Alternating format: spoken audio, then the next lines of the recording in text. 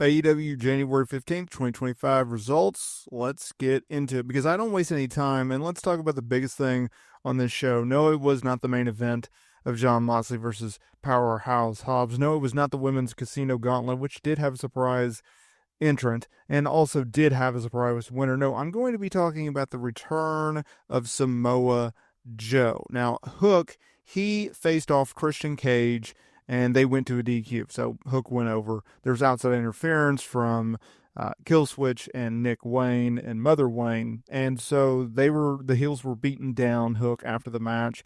And who comes out but Samoa freaking Joe, also joined by Shibata, and they ran down and made the save for Hook. Now, if you recall, Samoa Joe has not been seen on AEW television since July of 2024 when he was thrown through a wall by Chris Jericho. Now, at the time, he was paired with Hook on television. Hook has been in a long program with Christian Cage to the point where his father, Hook's father that is, Taz, had knee surgery and is now back on AEW television. That's how long this man has been away from our television screens, and it was a certain surprise to see him back. I was not anticipating that. There was no reports that Samoa Joe was backstage, although it had been reported previously that he was on his way back. Now, Samoa Joe has been off of AEW television since July because he was filming through October the second season of Twisted Metal on Peacock. And now he's back, so that is great. It's another name that AEW can use. He's a former ROH World Champion. He's a former AEW World Champion, and he is a welcome addition to this roster once again and back on AEW television, where I anticipate them to use him in a very strong role. Do I want to see him necessarily be teaming up with Hook? No, but I understand that he's an aging star and you have to help him. You have to use him to help others get over. And Hook is a guy that is on the rise. Hook is a guy that's always been protected. Hook is a guy that AEW looks at and sees dollar signs in. Or Tony Khan thinks there's a lot of 5 stars in his future. I digress. Either way, Samoa Joe being with Hook, giving Hook the rub, giving Hook a well-needed star power rub will help him in the long run, will help create him be a bigger star. And so I'm very optimistic to see when do they do the Christian Cage and Samoa Joe match, because that's coming. When do they do the tag team match? But more importantly, where does this partnership between Hook and Samoa Joe go now, from let's here? Start it all the way in the opening match, because it was Kenny Omega making his AEW in-ring return, going over Brian Cage.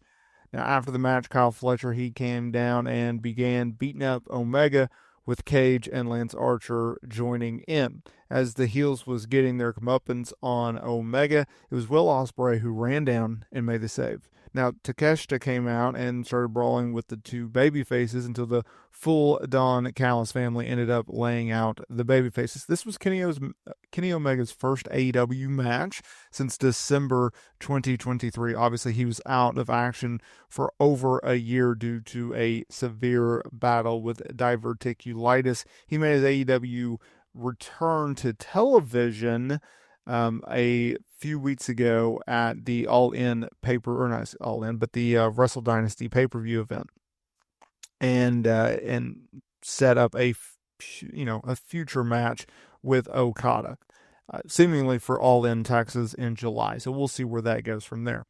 But Omega, he worked his first match at Wrestle Dynasty earlier this month, so it was good to see him back. We'll see where he goes from here. Obviously, they're building to a Kyle Fletcher match with him, and I think the ultimate payoff would be him and Ospreay, which I could see happening at maybe Double or Nothing. That would be a big time match. That's their,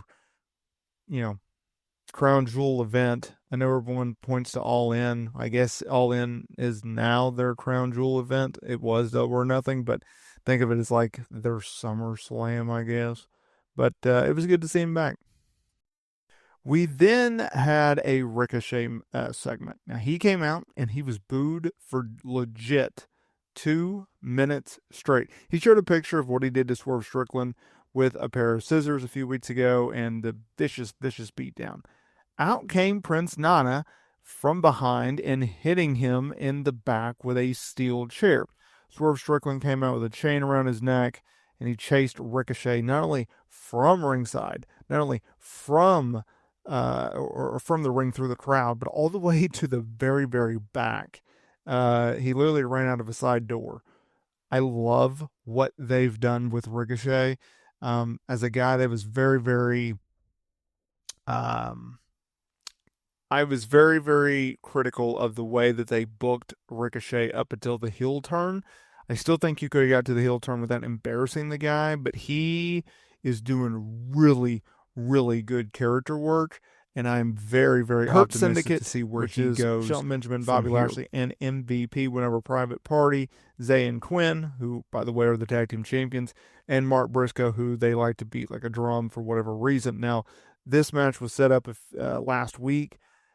Hurt Syndicate bumped into Private Party. This was actually MVP's first match back in 2 years, if you don't count the GCW Bloodsport match with Josh Barnett a few months ago.